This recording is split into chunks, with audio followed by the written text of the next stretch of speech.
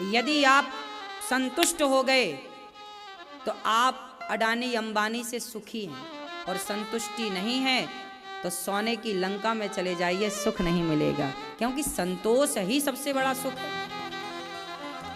जब आवे संतोष धन, सब धन धूरी समान। बात सही है कि गलत है? सबसे बड़ा धन क्या है?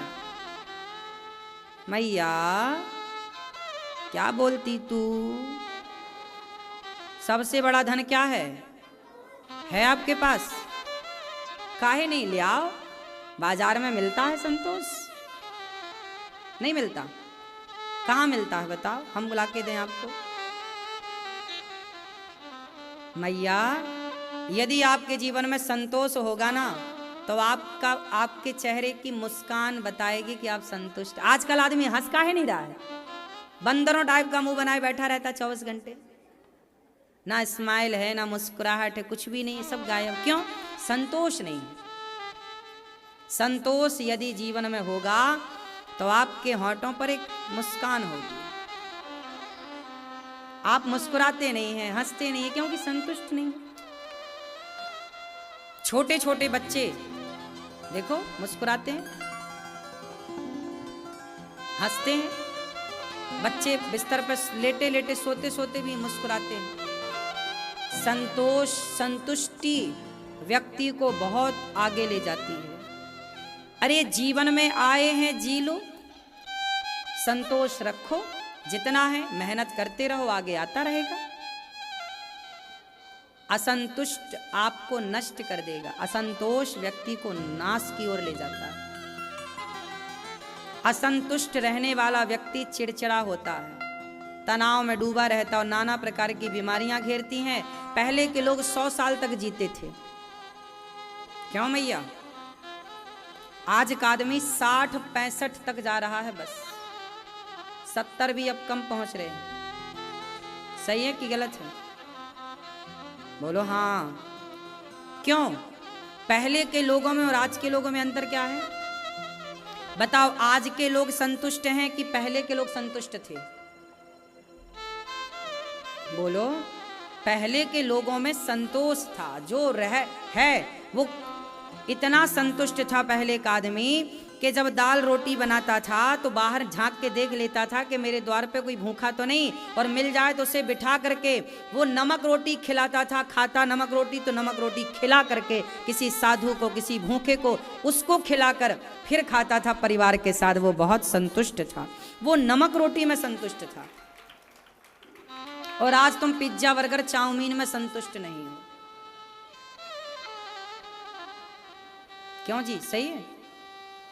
पहले का आदमी, पहले घर में दाल बनती थी, सिर्फ दाल।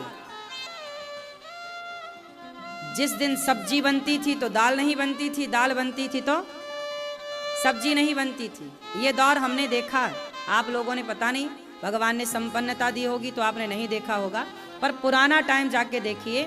तुम्हारे बाप दादे सब्जी भी खाते थे तो हफ्ते में एक बार सब्जी आती थी। बाजार लगती थी गांव के आसपास, लोग बाजार में 7 दिन का एक बार में राशन ले आते थे। आलू की सब्जी खाते थे, सिर्फ आलू, झोल, पानी, और दाल। कभी बन गई दाल, कभी बन गई साग, बाकी अचार और चटनी। सबके घर में सिलबट्टा। टमाटर महंगा है तो टमाटर नहीं आता था, जो मिल जाए उससे लोग अपना अचार, पहले लोग अचार सबके घर में होता था। पेट भर लोग पहले अचार रोटी ही खाते थे। बाल भोग नाश्ते में बासी रोटी और अचार। कल की रोटी जो मिल गई बासी, अचार रोटी चुपड़ के, सरसों का तेल चुपड़ लिया, उसमें नमक धुरक लिया, खा लिया। हाँ या ना? हमने रोटियां कैसी खाई हैं पता? सरसों का तेल चुपड़ के, उसमें जरा नमक धुरक के, और उसको बढ़िया बना के रोटी सरसों के तेल में। ये नाश्ता था पहले का। क्यों? आज तो देखो आप कितना बढ़िया बढ़िया 2-2, 3-3 सब्जी खा रहे हो रोज, लेकिन फिर भी आप परेशान हैं, असंतुष्ट हैं। और पहले के लोग नमक रोटी खाते थे। मुझे खूब याद है, मैं सरसों का तेल चुपड़ता रोटी में, रोटी लेता और ढेला वाला नमक, रोटी खाता और ढेला वाला नमक चबाता, मस्त। मुझे याद है, मैंने ये सब कुछ देखा है, खाया पिया है, सारे दिन हमने देखे। लेकिन पहले व्यक्ति संतुष्ट था, आज के लोगों की तरह ना परेशान नहीं था पहले का आदमी। और पहले का व्यक्ति संतुष्ट था, इसलिए ईमानदार था। पहले सारे लोग, लगभग लोग ईमानदार होते थे, नहीं होते थे। आज ईमानदार लोग मिलने बंद हो गए, हर जगह बेईमानी भरी है। आजकल भाई अपने भाई से बेईमानी कर रहा है, औरों की तो छोड़ो, आजकल बेटा अपने माँ बाप के साथ बेईमानी कर दे रहा है, हाँ या ना? अब बताइए,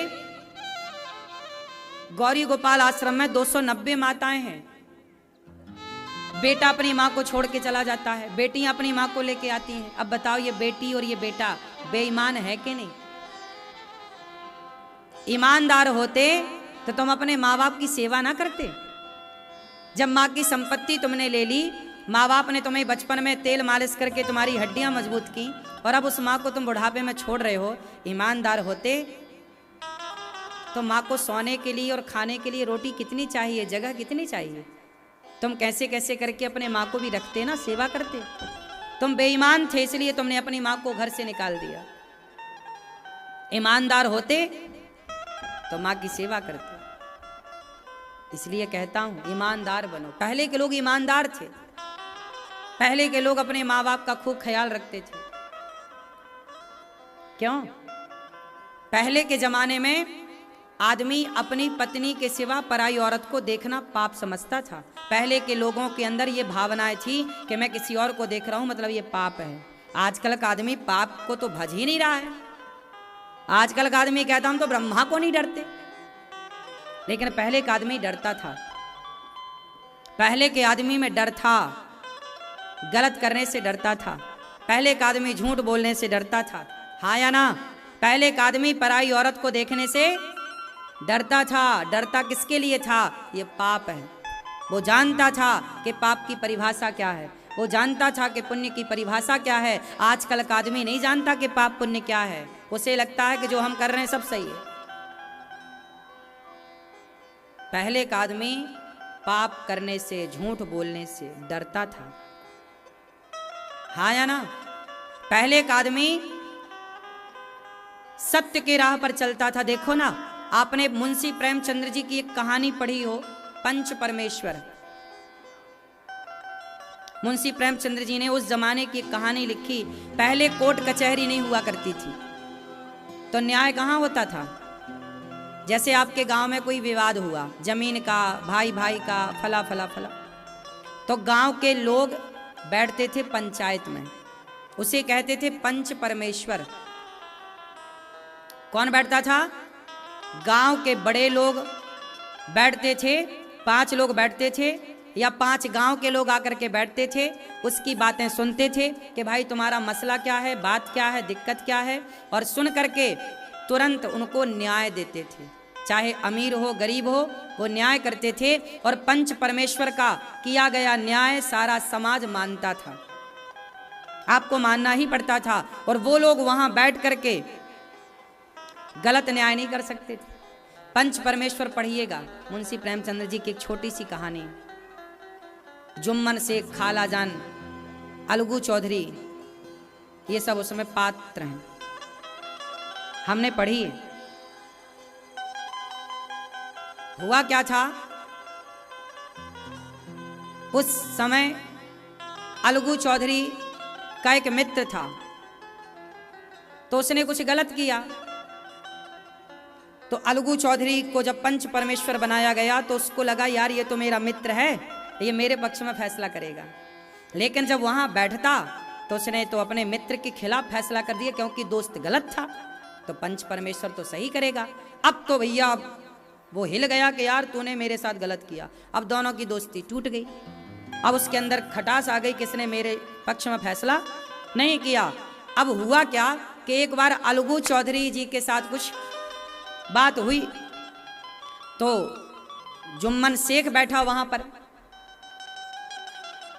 फैसला करने के, अच्छा अब तो मैं फैसला करूंगा और तूने मेरे पक्ष में नहीं दिया, मैं भी तेरे पक्ष में नहीं दूंगा। लेकिन वहां पर अलगू चौधरी सही थे, उस पर जो आरोप लगाए गए वो गलत थे। लेकिन जब वहां पर उस गद्दी पर बैठे तो वहां पर उसने भी फैसला अलगू चौधरी के पक्ष में ही किया, मतलब सत्य के पक्ष में। वो चाह करके भी झूठ ना बोल पाया। वो जानता था कि मुझे इसके पक्ष में फैसला नहीं करना, क्योंकि इसने मेरे पक्ष में नहीं किया था। भाई तू गलत था तो तेरे पक्ष में नहीं हुआ, आज तू पंच परमेश्वर बना बैठा है। तो वहां पर सोचिए कि जो व्यक्ति ये चाह करके बैठता था कि मैं इसके साथ फैसला इसके पक्ष में नहीं करूंगा, मतलब पहले का व्यक्ति इतना ईमानदार था कि उस गद्दी में जाके बैठता, उसका प्रभाव था कि वहां पे वो झूठ नहीं बोल पाता था। पहले का आदमी झूठ बोलने से डरता था। लोग कहते थे अरे ईश्वर को डर, भगवान देख रहा है, झूठ काहे बोल रहा है, कोई देखे ना देखे, तेरी अंतरात्मा और परमात्मा तो जान रहे हैं कि तू सच्चा है कि झूठा है।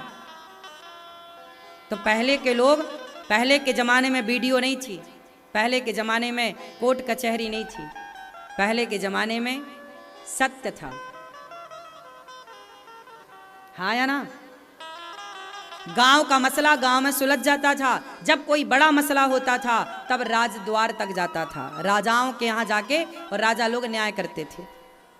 न्याय सभा लगती थी राजाओं की। पहले राजा क्या करता था, बातें सुनता था लोगों की, भाई तुम्हारा क्या है। पहले तो अपने स्तर पर सुलझा लेते थे, कोई बड़ा फैसला, बड़ी बात नहीं सुलझी पंच परमेश्वर से तो वो राजा तक जाता था, और राजा फिर चुटकियों में उनके बढ़िया पढ़े लिखे योग्य मंत्री हुआ करते थे। जैसे आपने सुना होगा कि बीरबल जैसे मंत्री थे, बीरबल जैसे लोग तुरंत चुटकियों में सही फैसला सुना दिया करते थे। उस जमाने का लोग, उस जमाने के व्यक्ति ईमानदार थे ना, तो ईमानदारी से पता लगाते। और न्याय कैसा था, चोरी करी तुमने, न्याय सिद्ध हो गया तुमने चोरी की, उसके तुरंत हाथ काट दिए जाते थे। राजा दंड देता था, जाओ इसके हाथ काट दो, चोरी की है।